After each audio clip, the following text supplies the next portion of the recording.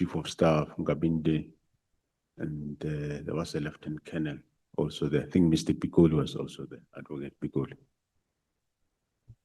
So on the 5th of March, when Lieutenant General Khumalo presented to the Portfolio Committee, that effectively was a sort of a winding down of the PKTT and not an immediate disbandment.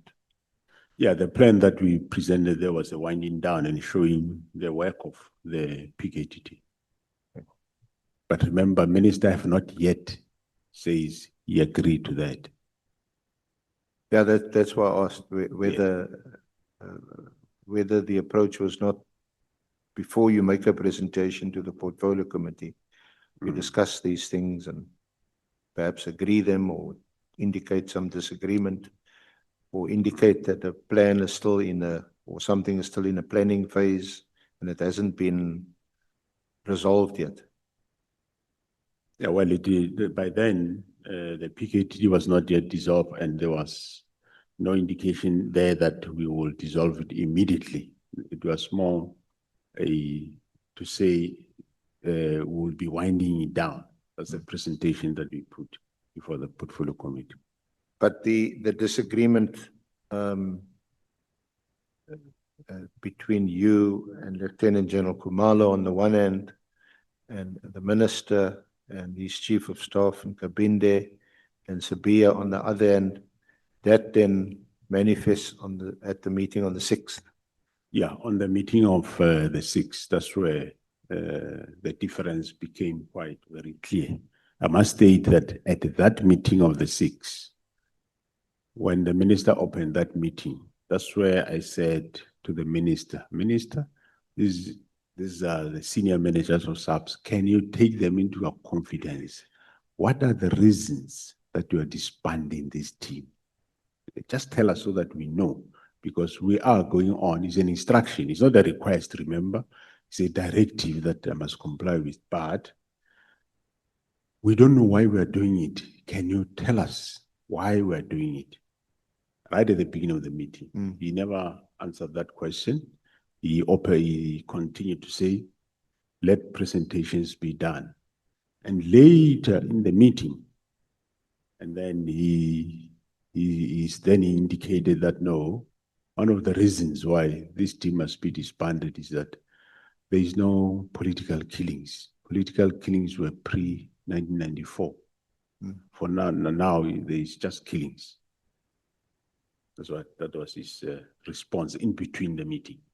But in that meeting, yes, that's where there was a clear difference where myself, Msikidi, and Khumalo said, well, you are doing it, but let's do it in this fashion.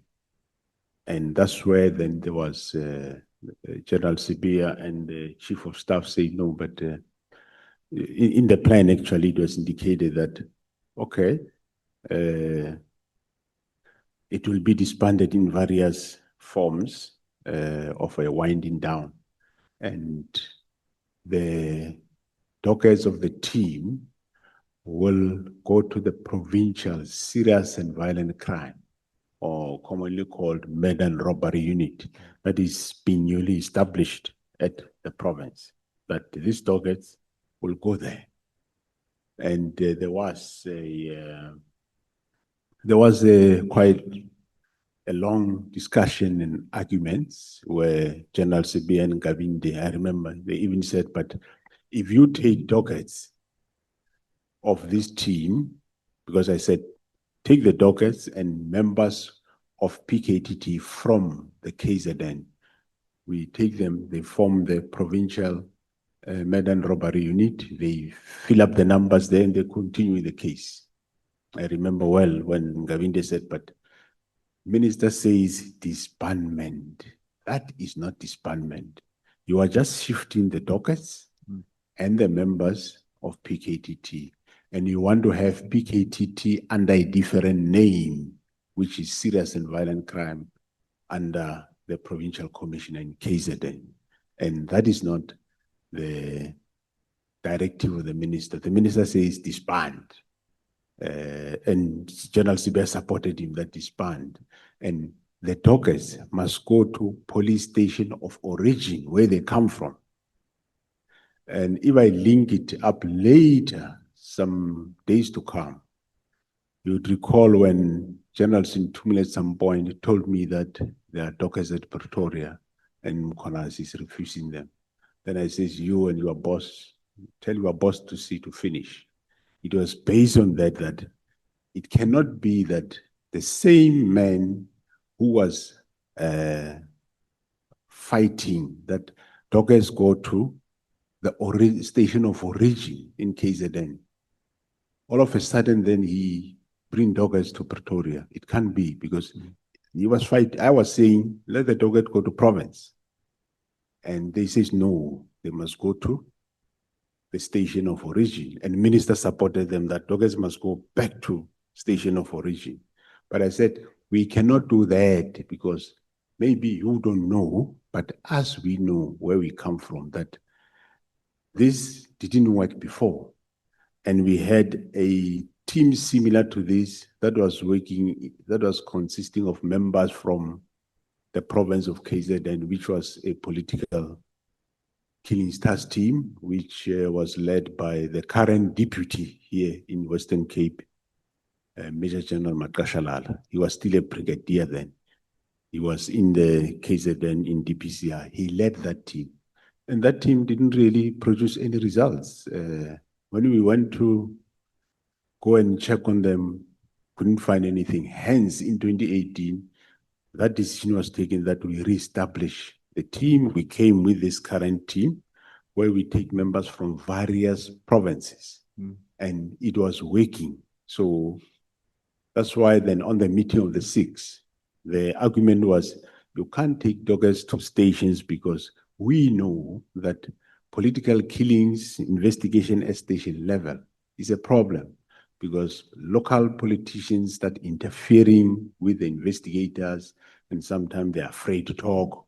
Whereas if we have members from all over the country, they have got no interest in politics in the province of KwaZulu-Natal. Not that members of KwaZulu-Natal have interest, but some members get tempted or they get influenced by politicians. So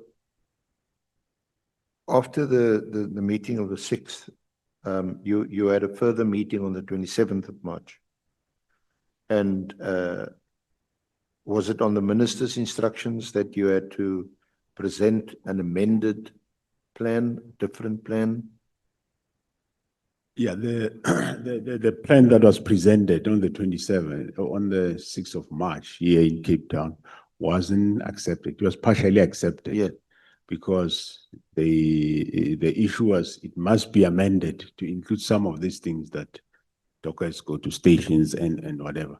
So the expectation was the plan will be presented, the minister will sign it off. So it wasn't approved. And the next meeting was scheduled for 27 March at the police academy in Pretoria. And yes, then the presentation was done, but it didn't go long because in the process of that presentation, I think the minister picked up that the number of cases that the PKTT have increased with one docket. And he happened to know that that docket is from somewhere in Mandini, the killing of a councillor, which the docket was taken over by PKTT.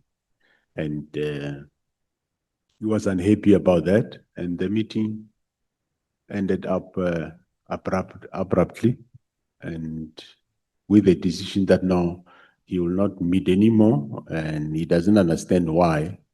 We don't want to disband this team, and that this team is still working. And in any way, that's where for the first time one heard that where he said, in any way, the president agreed that this team can be disbanded. It took a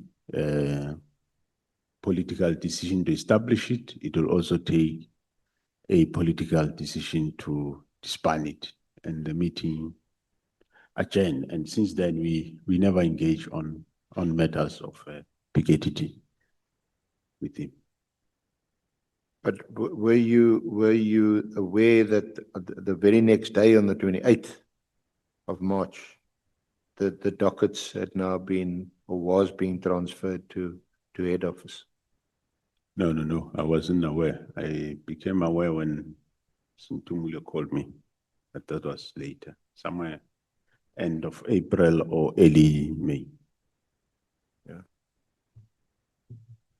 Because subsequently, just less than a month later, on the 22nd of April, there was a letter from Lieutenant General Sabia giving directives about the dockets without obtaining your authority to do so. Yeah, later one became aware of those, and of course, subsequently, I'm sure Honorable Chair will remember that subsequently then winding forward during May, because I remember all along we just saw this disbandment. We didn't know what is the reason for the disbandment, and one was trying to understand it. No clarity comes. A suggestion of winding down is not accepted, and yeah, but still one did not disband the team until somewhere then in May, when after Matlala was arrested. That's where the team, in his phone, they discovered all those messages, and where Mkhozi then was thinking or sending message to Matlala that the team that harassed you at your house is no more, so you have no worries.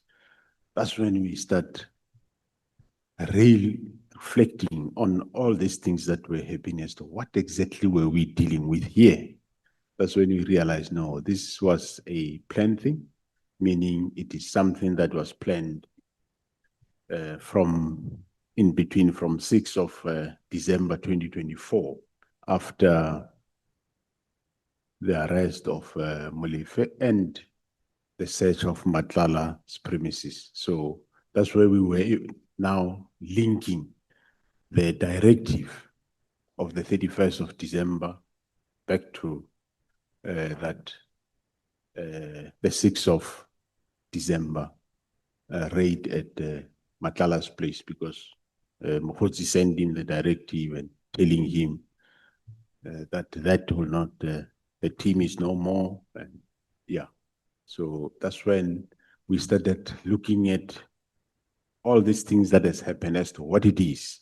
Then that's when we came to the conclusion that there is definitely a link between the directive, the disbandment, and what happened on the 6th.